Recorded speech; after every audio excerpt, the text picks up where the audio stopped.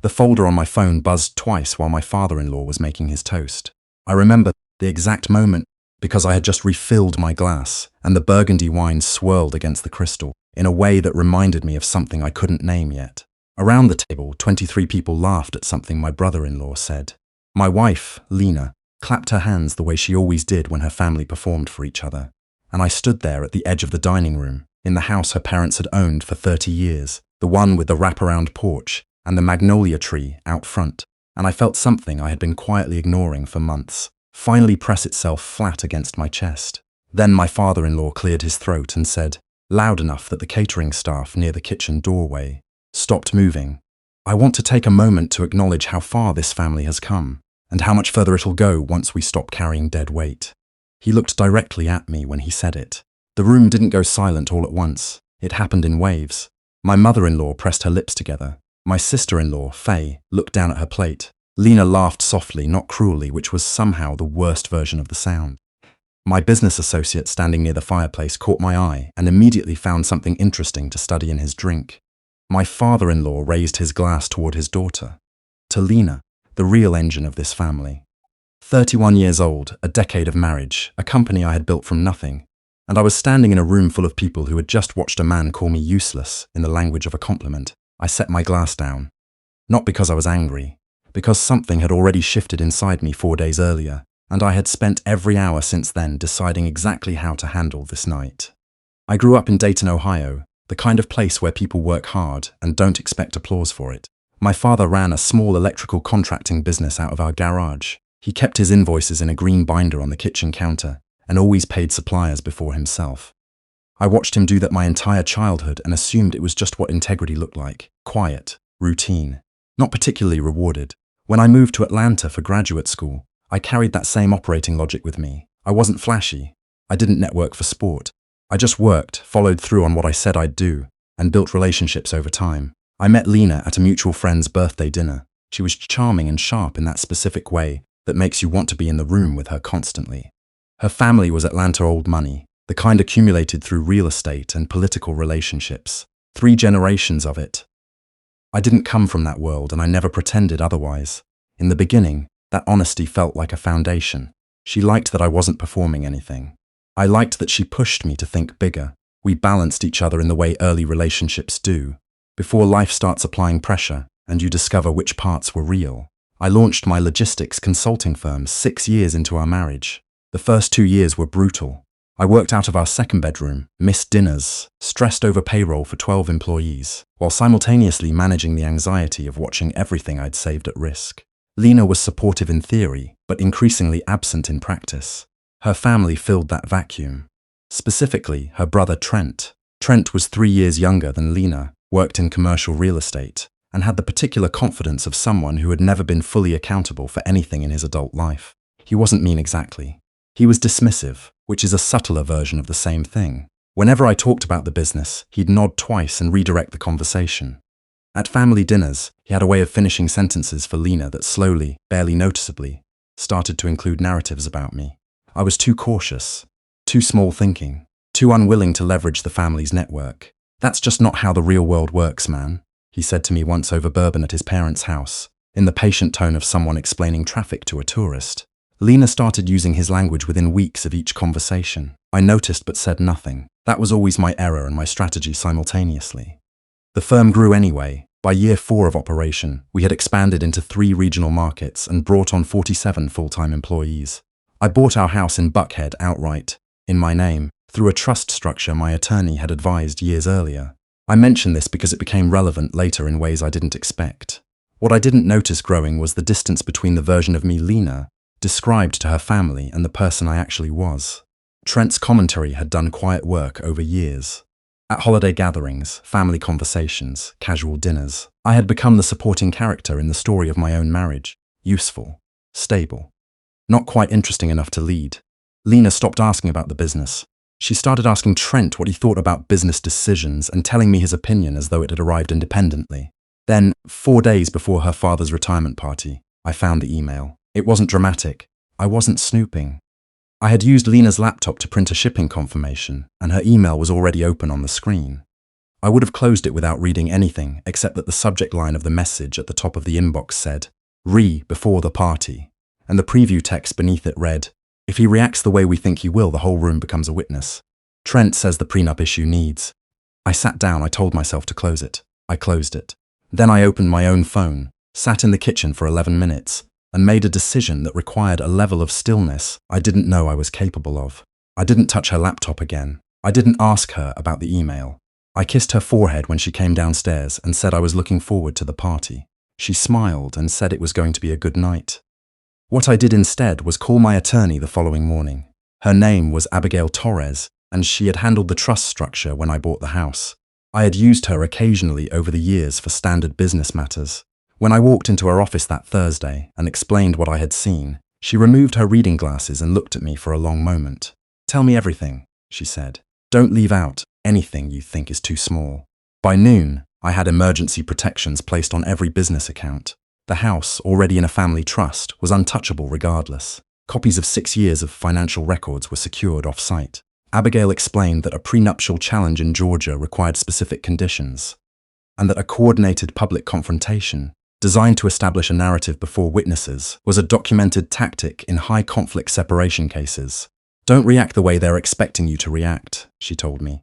Go to the party, be yourself, let them run the play they've rehearsed. And then what? I asked. She smiled, not warmly, professionally. Then you show them what you actually prepared. I spent the next 3 days moving carefully through our life together. I cooked dinner twice. I complimented the dress she had chosen for the party. I had exactly one honest conversation with myself about whether I was wrong, whether the email meant something different, whether years of quiet resentment had made me paranoid. Then Trent called the afternoon before the event to ask me, very casually, whether I was planning on drinking much at the party. Because you know how you get when the family starts talking business. I told him I was planning on having a great time. That night, I set up the recording. I had purchased a small digital audio recorder 8 months earlier for dictating business notes during commutes. I placed it in the inside breast pocket of my jacket. Georgia is a one-party consent state for recording conversations. My attorney had confirmed this twice. I arrived at the party ready.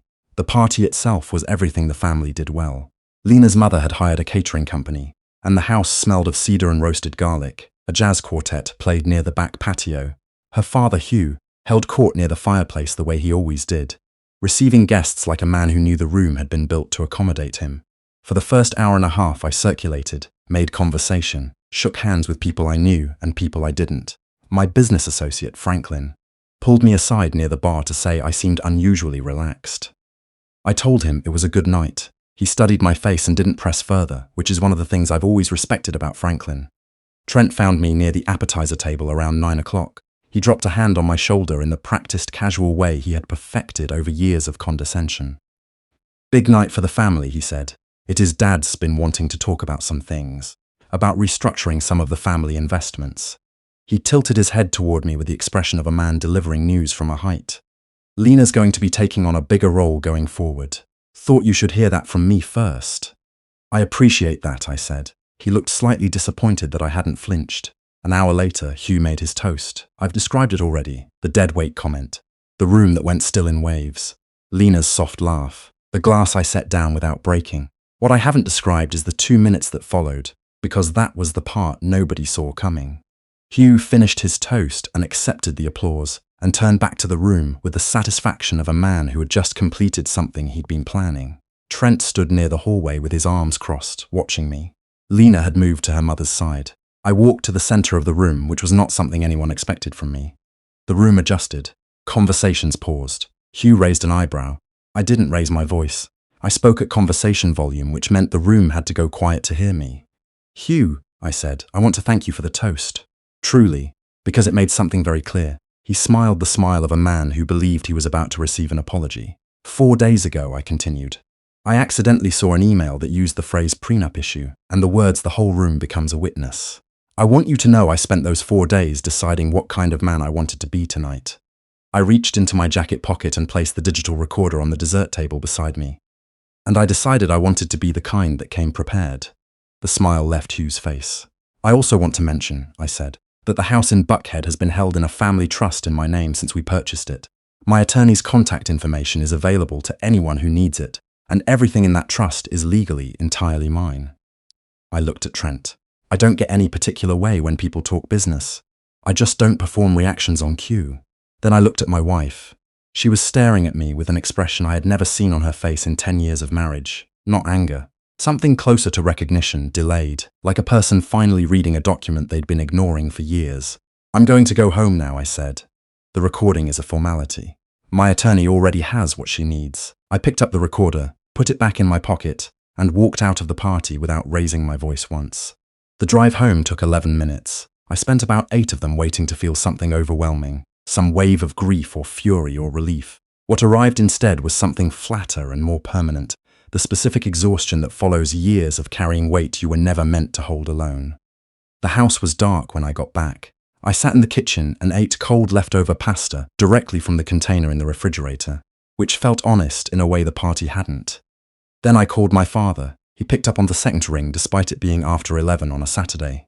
I told him a shortened version of what had happened. He was quiet for a moment and then he said, "You handled it the right way." "How do you know?" I asked. "Because you're not calling me angry," he said. "You're calling me tired." He was right. Anger would have meant I still believed things could be different. Tired meant I had finally accepted what they actually were. Lena came home at 1 in the morning. I was still at the kitchen table with a cup of tea I hadn't drunk. She stood in the doorway in her party dress and looked at me the way people look at something they underestimated for too long. "You planned all of that," she said. "I prepared for a situation your family created," I said. "That's different. The recording contains nothing you need to worry about if nothing was said." I looked up at her. "Does it contain something you need to worry about?" She didn't answer, which was its own kind of answer. "I'm not doing this tonight," I told her. "Abigail will be in touch with your attorney on Monday. I think we both know this conversation is going to happen eventually. I'd rather have it properly." She opened her mouth twice and closed it twice. Then she went upstairs. I finished my tea cold at the kitchen table. Outside, a light rain had started, the kind that sounds like white noise and makes everything feel slightly suspended. I sat there for a long time thinking about all the moments over the years when I had noticed something and said nothing, when I had let a comment pass to preserve a piece that turned out to be theatre, when I had shrunk myself to fit the frame her family had built around me. There's a specific grief that comes with understanding you participated in your own disappearance. It doesn't announce itself. It arrives quietly, the way most true things do. The following weeks moved faster than I expected. Abigail filed the initial paperwork on Wednesday. Because the house was fully protected within the trust, the conversation about assets was shorter and cleaner than Trent had presumably planned. He had apparently convinced Lena that the property was jointly vulnerable. It wasn't. I had been advised to structure it that way 6 years earlier by an attorney who told me, with no particular drama, that asset protection was simply responsible financial planning. I had listened because I was the kind of person who listened to that kind of advice. The business accounts had never been marital assets under the terms of our original agreement. Lena had signed off on that structure before we married in the same stack of documents she had signed without reading carefully, in the way that people in love frequently make decisions they would later reconsider. The prenuptial challenge Trent had apparently strategized about dissolved within 2 weeks of filing. There was nothing to challenge. Franklin came by the office the week after the party. He sat across from my desk and said, "I need to ask you something honestly. Go ahead. Did you know going into that party what you were going to do?" "I knew what I was prepared for," I said. "I didn't know exactly how it would unfold." He nodded slowly. "Trent called me," he said, "wanted to know if I'd be willing to provide some kind of character statement about your business conduct." He paused. I told him he could talk to my attorney. I laughed for the first time in about 2 weeks. Word moved through the family's social network the way it always does in those circles, in whispers dressed up as concern. The recording, which my attorney had submitted as documentation, became relevant in ways I hadn't anticipated when Lena's discovered that several of Hugh's comments about investment restructuring constituted potential misrepresentation to outside partners who had been present at the party. That became a separate legal matter I had no involvement in, but which absorbed a significant portion of their energy in the months that followed. My son, Elliot, was 9 years old and didn't understand most of what had happened. What he understood was that his father no longer came home tense, that dinner was quieter but also more honest, that when I asked him how his day was, I was genuinely present for the answer, instead of processing 12 other things simultaneously. Kids notice the texture of attention even when they can't name it. We started going to his Saturday soccer games together without it feeling like a scheduled performance. We ate breakfast at the same diner 3 Sundays in a row and ordered the same things and talked about nothing important. Those mornings became the clearest evidence of what I had actually been recovering. 3 months after the party, I moved into a rental house near Piedmont Park while the formal process completed. It was smaller than the Buckhead house by a significant amount, and had a slightly uneven front step that the landlord promised to fix and never did. I didn't particularly care. The unevenness bothered me for about a week, and then became part of the texture of the place. My mornings there were different from anything I'd had in years. I woke up when I wanted to. I ran along the park trail at 6 in the morning when the light came in low and gold through the tree line, and nobody was performing anything for anyone. I made coffee slowly and drank it on the front step, uneven as it was, and watched the neighborhood wake up at its own pace. I hadn't realized how much energy I'd been spending on vigilance, monitoring tone in conversations, adjusting the way I presented information, depending on which family member was in the room, editing myself down to the size that seemed least likely to create frictions. When that effort stopped being required, the silence it left behind felt enormous at first, then gradually just felt like space. My mother called one evening about 6 weeks after I'd moved in. She had known something was wrong for a long time, the way mothers generally do, but had let me handle it without pressure. We talked for almost 2 hours, which was longer than we'd talked in years. She told me she'd always thought Lena's family underestimated me. I told her I had let them. That's not the same as deserving it, she said. No, I agreed, but it's something I had some control over. That distinction took me a long time to work through. There's a difference between being treated badly and allowing yourself to be treated badly over and over, because the peace feels too valuable to disturb. I had been doing the second thing and calling it patience. At some point, patience had curdled into something more like self-erasure, and I hadn't noticed the transition because it happened in millimeters. Trent called me once, about 6 weeks after the party. I answered because I was curious what he planned to say. He didn't apologize. He made a comment about how things had gotten unnecessarily complicated, and suggested that a conversation between just the two of us might resolve some things. I told him politely that all conversations were now going through Abigail. He got off the phone quickly. I felt nothing particular about it. That in itself was information. Hugh's retirement party had been intended to mark a transition of power within the family's various financial structures. In the months that followed, that transition became significantly more complicated due to the legal questions raised by the recording. I'm not going to catalogue the specifics because most of them don't belong to my story. What I will say is that the architecture of what they had planned turned out to be more fragile than they had counted on. Because it had been built on the assumption that I would behave predictably. Quiet people are often assumed to be simple. The assumption that silence indicates a lack of complexity is one of the more reliable mistakes that confident people make. I had spent 10 years in that marriage being the least complicated element of every room I walked into. And somewhere in that underestimation was the exact space I needed to prepare everything that mattered. Lena sent me a letter in month 4. It was long and carefully written, the kind of letter that takes several drafts to get to, and it covered a significant amount of ground.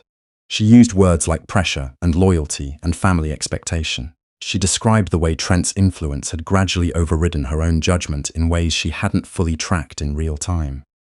She said she wasn't sure when she had stopped seeing me clearly and started seeing me through his framing. I read the letter twice and then set it on the kitchen counter. I believed her. That was the complicated part. I believed that she genuinely had not fully understood what was being built around us until it was already standing.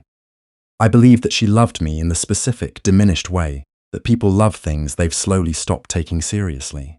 I believed that the woman I married in a small venue in Savannah with 63 people in attendance and a playlist we had argued about for 3 months had meant every word of what she said that day. None of that changed what had happened. Belief and trust are different buildings. You can believe everything about a person and still understand that something between you has been altered in a way that can't be reconstructed into its original form. I didn't respond to the letter. Abigail's process continued. The divorce was finalized on a Tuesday in late November, which felt appropriately unremarkable. I signed the final documents in Abigail's office on a morning when the Atlanta traffic was particularly bad, and a bird had apparently gotten into the building's ventilation system and was causing a specific kind of low-key chaos on the 3rd floor. The mundaneness of it was clarifying. Elliot spent that first Thanksgiving with me at the rental house. We ordered pizza because neither of us wanted to attempt a full production, And we watched 2 movies back to back and argued about which one was better, with the comfortable intensity of a real disagreement between people who genuinely trust each other. He fell asleep on the couch at 9:30 with a half-eaten piece of pizza on the cushion beside him. I sat there for a while watching him sleep and felt, for the first time in longer than I could accurately account for, something uncomplicated and complete. My father drove up from Dayton the following weekend. We fixed the front step together. On Saturday morning, the one the landlord had never gotten to. He had brought his own tools, which I should have anticipated but didn't. We worked on it for about 90 minutes and drank coffee when we finished, and he didn't offer any observations about the last year of my life. He just sat there in a comfortable silence that felt like its own kind of statement. Before he left, he put a hand on my shoulder and said, "You know what you actually did, right? What's that? You didn't become someone else to win." He picked up his tool bag. A lot of men would have. I thought about that for most of the following week. There's a version of this story that gets told as a revenge narrative. I understand why. It has the architecture for it, the humiliation at the party, the preparation, the moment of exposure, the clean legal resolution. It looks, from the outside, like a man who outmaneuvered the people who tried to outmaneuver him. But that's not what it felt like from the inside. From the inside, it felt like finally refusing to disappear. Not dramatically. Not with a speech or a scene or a moment designed for an audience.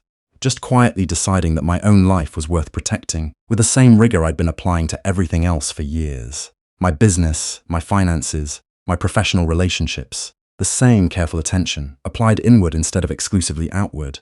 I don't think about Hugh's toast much anymore. I don't replay the party or catalogue what I should have noticed sooner, or imagine conversations that would have gone differently. Those are expensive mental habits, and they produce nothing.